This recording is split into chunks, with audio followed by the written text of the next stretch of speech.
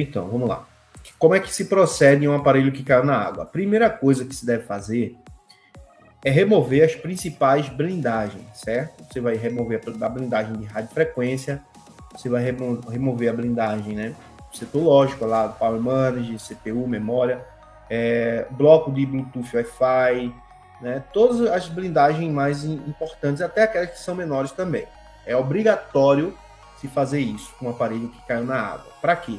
Para constatar os blocos que estão em segurança e os blocos que estão comprometidos, certo? Então, toda vez que a gente pega um aparelho com oxidação, a gente tem que ter esse cuidado. Antes de qualquer coisa, até uma limpeza menos oxidação pode resolver esse problema, certo? Então, o procedimento em aparelhos que têm contato com água é diferente de um aparelho, por exemplo, que caiu no chão, que desligou do nada, certo? Então, se o aparelho teve contato com líquido, você já observa que esse aparelho ele tem ali uma mancha de oxidação, alguma coisa, então o procedimento é diferente, certo, José? Então, o que você vai fazer? Tirar a blindagem, colocar esse aparelho aí, no mínimo 30 minutos em uma baciazinha, não precisa ser banheira ultrassônica, né? Se você não tem, você pode pegar um potezinho de margarina, colocar álcool isopropílico, coloca essa placa aí por mais ou menos 30 minutos, 1 hora. Primeiro procedimento que você vai fazer, certo? Depois disso, você vai pegar uma escovinha, né? Com cuidado, aparelho que caiu na água, a gente não escova com muita violência, não, porque a gente pode soltar ali componentes e tudo mais, né? Mas de forma suave a gente vai fazendo toda a desoxidação, fazendo toda a limpeza dos blocos que estão comprometidos, certo? Aquele que você viu que está perfeito ali, olhou no microscópio, não tem comprometimento nenhum, não caiu nenhum tipo de líquido naquele bloco, a gente consegue perceber isso. Quando a gente tem uma oxidação ali num setor, a gente já vê quando ele está com oxidação, né? Ele está todo comprometido, os componentes com aspecto, né, bem diferente, né? Aquela mancha acinzentada, componentes carbonizados, então a gente já percebe que tivemos uma agressão ali por conta do líquido naquele setor. Então a gente tem que ter esse cuidado, certo? Depois que você escovar, né, esse aparelho, você der o banho químico e tudo mais com álcool isopropílico, agora você vai plugar novamente esse aparelho na fonte e vai verificar se ainda mostra o mesmo problema, certo? Por quê? Porque às vezes uma oxidação ela faz com que componentes se unam, principalmente circuitos integrados e tudo mais, certo? Então o que faz? A componente se une ali, por exemplo, e muitas vezes esse aparelho ele vai, né, entrar em curto-circuito por oxidação por baixo dele. Quando a gente faz um banho químico, o álcool isopropílico ele age, né, nesses componentes que estão ali com oxidação, ele faz toda a limpeza naquela oxidação, remove aquela oxidação, e muitas vezes o componente ele funciona normalmente depois, né? Então a gente faz esse banho químico. Eu sempre fazia, né, quando não tinha cubo ultrassônica, eu colocava de um dia para o outro, certo? Eu deixava ali à noite, quando era no outro dia eu fazia esse procedimento, sempre com as blindagens removidas, né? E cuidem de tirar essas blindagens com a microretífica ou no ferro de solda. Evite tirar com o calor, né? Para não danificar aí, causar outros problemas na placa. Então, o primeiro procedimento seria esse. Caso o curto for embora, né? Eu recomendaria você, mesmo assim, com o curto indo embora, você fazer um rebalem na PMIC e no IFPMIC, certo? Então, são dois componentes aí muito importantes para a gente estar verificando em caso de uma oxidação, né? O aparelho teve contato com água, você tirou a blindagem, não viu nada no PMIC, nenhum tipo de líquido, nada ali de oxidação, não precisa você fazer rebalem. Agora, se você viu que tinha oxidação no PMIC, que tinha oxidação no IFPMIC, o aparelho não estava ligando, depois que você colocou, deu um banho químico, o aparelho voltou a funcionar, eu iria fazer um rebalem, né, nesse componente. Não reflow, certo? Rebalem para tirar todo a sujeira ali da oxidação ainda que fica por baixo desses componentes, certo? Esse é o ponto. Resolveu ali, né? Tira o IFPMIC, tira o PMIC, rebala, recoloca novamente, faz um checklist, que é o checklist, né? É você verificar todos os por exemplo, eu estou aqui com um Moto G8 Plus que caiu na água, certo? Esse período de chuva, né? Período de inverno aí, em todos os estados praticamente do Brasil, acontece de chegar muito aparelho oxidado, né, na nossa bancada. Então, o que eu fiz?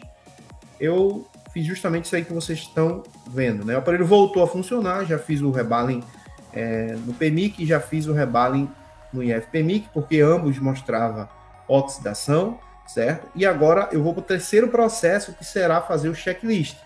Como assim checklist? Testar as funções do aparelho. Testar se está funcionando Wi-Fi, câmera, funcionando microfone, funcionando o áudio, né? Áudio tanto externo como o áudio do receiver. Verificar como é que está a rede da operadora, fazer uma ligação com esse aparelho, né?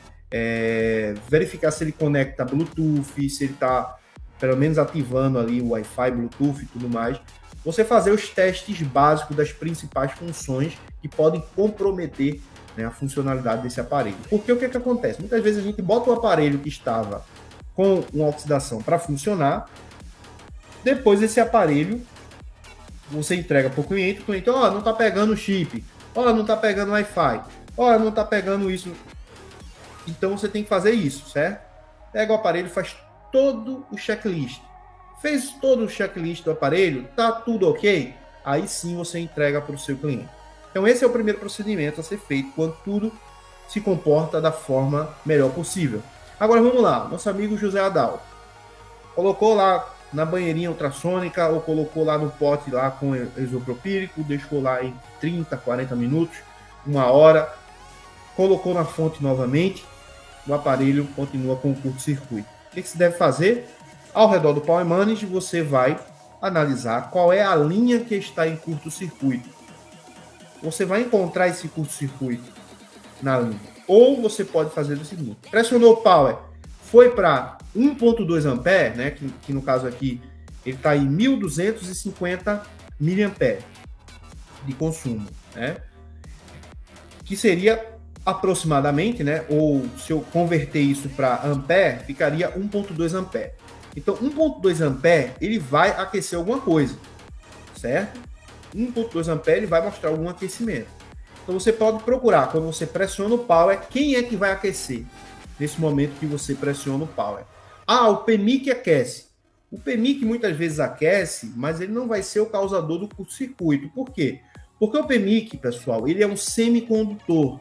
E todo componente semicondutor, ele tende, né, a não deixar que a corrente elétrica ela siga, né, de uma forma que passa-se um fluxo tranquilamente de corrente elétrica.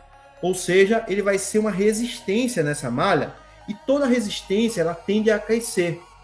Por exemplo, se você tem um aparelho que ele tem uma linha, né, lá no Power Manager, essa malha, por exemplo, ela tem 4 volts.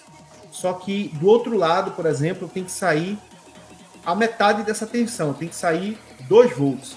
E aí você tem um resistor lá fazendo essa queda de tensão, certo? Fazendo com que a tensão ela caia, né? Você tem ali um circuito divisor de tensão criado ali para reduzir essa tensão, por exemplo, né? De um lado do resistor vai ter 4 e do outro lado, por exemplo, vai ter 2 volts, né? E o que acontece? Aonde é que fica o resto dessa tensão? Essa tensão, ela é dissipada por forma de calor, certo?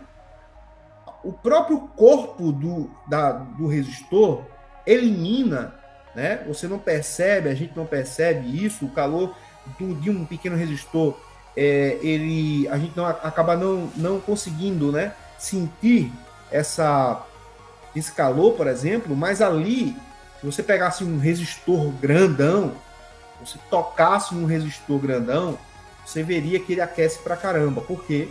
Porque ele justamente está fazendo, né, com que aqueles 2 volts ali seja eliminado no seu próprio corpo, certo? Então, o Power Manager, ele acaba sendo um resistor na malha e ele acaba, né, eliminando essa tensão que está ali entrando para dentro do circuito, essa corrente elétrica acaba, né, sendo drenada ali pelo Power Manager, e ele acaba, né, que sendo um componente que aquece na linha.